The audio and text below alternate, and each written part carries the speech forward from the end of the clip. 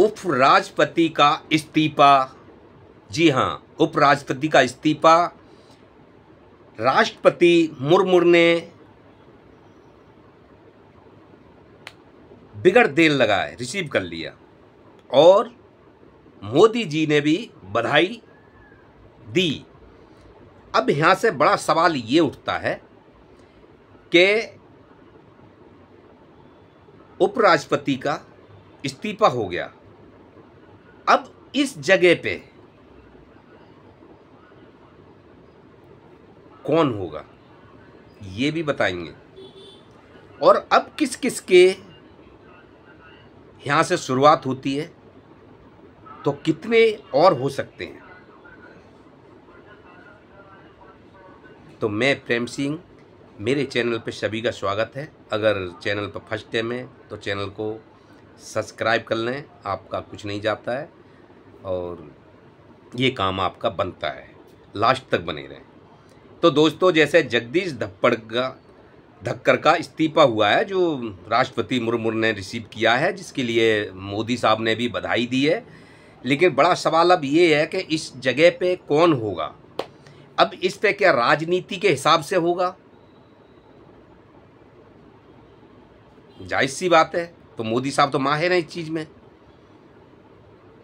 वो अपना क्रेडिट नहीं छोड़ेंगे। उनकी जगह पे कौन होगा, क्योंकि आप सब समझ रहे हैं बिहार में चुनाव है। अब बिहार में नवंबर में चुनाव है, तो मोदी जी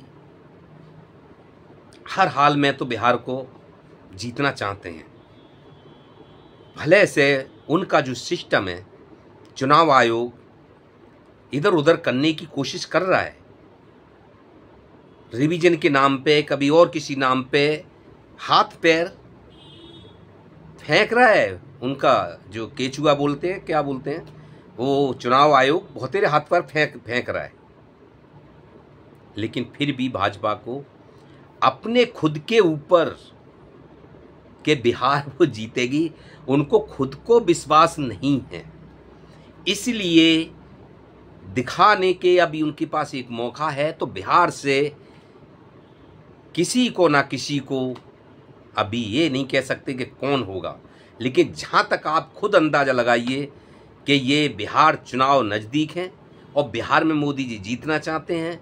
उनका चुनाव आयोग जो भी कर रहा है, तब भी वो संतुष्ट नहीं है कि हम जीत जाएंगे। लेकिन इसलिए उपराष्ट्रपति जगदीश धक्कर की जगह पे जो है बिहार का ही कोई ना कोई जरूर आप देखते रहना उपराष्ट्रपति कुर्सी पे बैठेगा, क्योंकि उन्हें बिहार में ये दिखाना है, अपनी तरफ मोहित करना है। जिस तरह से बिहार वाले बेदखल हैं भाजपा से, तो वहाँ का बिहार का कोई ना कोई उपराष्ट्रपति बनेगा, देख लेना। तो दोस्तों, अब बात करते हैं कि जैसे जगदीश धक्कर का इस्तीफा हुआ है, वैसे तो अगला निशाना आरएस प्रमुख का भी है, मोदी साहब का भी है, और भी अन्य राज्यों में जो सीएम बैठे हुए हैं, क्या यहाँ से परंपरा भी शुरू होने वाली है, क्या और भी जो इस्तीफा होने वाले हैं, सब की तरफ धीरे धीरे रिटायरी के कदम बढ़ रहे हैं। तो आरएस प्रमुख मोहन भागवत का भी 11 सितंबर को रिटायरी का समय है, ले या मन लो, वो उनके हाथ में है। मोदी साहब का भी 11 सितंबर को है, अब होते हैं कि नहीं होते हैं। बाकी अन्य राज्यों में सीएम हैं और भी नेता हैं जो उस रैंक में पहुंच चुके हैं, रिटायरी की रैंक में। तो अब किस किस के होते हैं ये आगे सब जैसे जैसे आएगा पता लगेगा। लेकिन सबसे अहम सवाल, अब जिस तरह से योगी आदित्यनाथ को भी वार्निंगें मिल रही हैं, क्योंकि जो उनकी राजनीति है वो एक तरफा हो रही है, और वो एक तरफा होने के कारण राहुल गांधी, अखिलेश यादव की तरफ को जो है पब्लिक बढ़ती जा रही है, वोटर्स बढ़ते जा रहे हैं। क्योंकि योगी को ऐसा नहीं है कि पसंद नहीं करते, योगी को जनता पसंद करती है, लेकिन उनकी जो हिंदू वाली संख्या है और दलितों की तरफ नहीं देखना, जिस चीज़ के लिए मोदी जी जो 2014 में जीते थे, सबको साथ लेके चलने का, और जो मोदी जी ने 5 साल के बाद फिर 5 साल के बाद जो हवा बनाई थी, तीसरी बार 2 बार प्रधानमंत्री अपनी बहुमत से जीते हैं, और उनकी जो हवा थी वो उनकी छवि बनी हुई थी। जैसे जो 2024 में जो देखने को मिला है, तो यहाँ कम से कम भाजपा के लिए बहुत बड़ा 24 में झटका लगा है। और हो सकता है कि आने वाले अगर इसी तरह मोदी साहब का और भाजपाइयों का ये व्यवहार चलता रहा ना, जिस तरह से अब इस टाइम पे चल रहा है, इनका रवैया जो चल रहा है, जिनकी लोभी जो सिस्टम चल रहा है, तो वो दिन दूर नहीं है।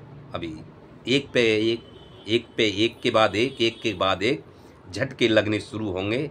हो सकता है वो शुरुआत बिहार से ही हो जाए। और जो बात कर रहे थे हम यूपी की, तो यूपी में योगी जी एक तरफा राजनीति कर रहे हैं। पिछड़े वर्ग के लिए, दलित के लिए नहीं, और वो दलित अखिलेश की साइकिल पे की तरफ को जाते नजर आ रहे हैं। जो 2024 में दिखाया 240 पे सिमट करेगी भाजपा।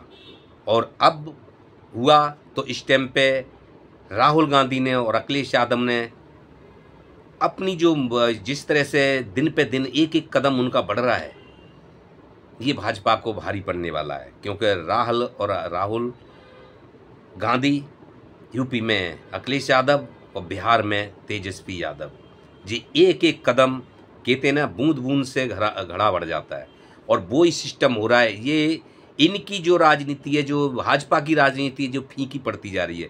क्योंकि इनके जो मुद्दे और जिनके नेताओं के जो कार्य जो हैं, व्यवहार, बात करने के, और कई कारनामे इनकी जो समझ में आ रहे हैं जनता के, वैसे वैसे जनता इनसे बिदकती जा रही है। वायदे नहीं करना, सारे हर किसी को जुमला दे देना। तो ये चीज़ें, सरकार का ध्यान जनता पे और देश पे नहीं है। सिर्फ सरकार का ध्यान अपनी कुर्सी पे और अपने नेताओं का ध्यान अपनी शौक मौज पे है। तो ये बड़ा झटका अब शुरुआत हो सकता है बिहार से हो जाए। क्योंकि बिहार में नीतीश जी की स्वास्थ्य खराब तो है ही है, लेकिन भाजपा में जाने का जो, और भाजपा से बिदक रही है बिहार, और जो भाजपा में जिस तरह समर्थन है उससे काफ़ी उन पर कटा हुआ है वोटों को, और वो तेजस्वी यादव की तरफ जाते नज़र आ रहे हैं। वैसे तो अब चंद्र बाबू भी भाजपा से कटते नज़र आ रहे हैं, जो उनके जिस तरह से जगह जगह बयान आ रहे हैं निकल के, जो रिवीजन के नाम पे जो बिहार में चलाया जाए चुनाव आयोग को, जिसके खिलाफ चंद्र नायडू ने लेटर भी लिखा है। तो जहाँ तक है कि उनसे भी कभी इनको झटका बड़ा लग सकता है, चंद्र नायडू जी से। और बाकी जो योगी के लिए, योगी की जो बात हो रही थी, योगी के जो राजनीति है, जो कुछ लोगों की समझ से परे है, तो जिसके लिए बार बार कभी मोदी भी मीटिंग ले रहे हैं, कभी जेपी नड्डा भी मीटिंग ले रहे हैं योगी से, और शायद होने के लिए लास्ट वार्निंग भी हो। तो दोस्तों आज के लिए इतना ही, फिर आगे कोई वीडियो लेके आते हैं। नमस्कार।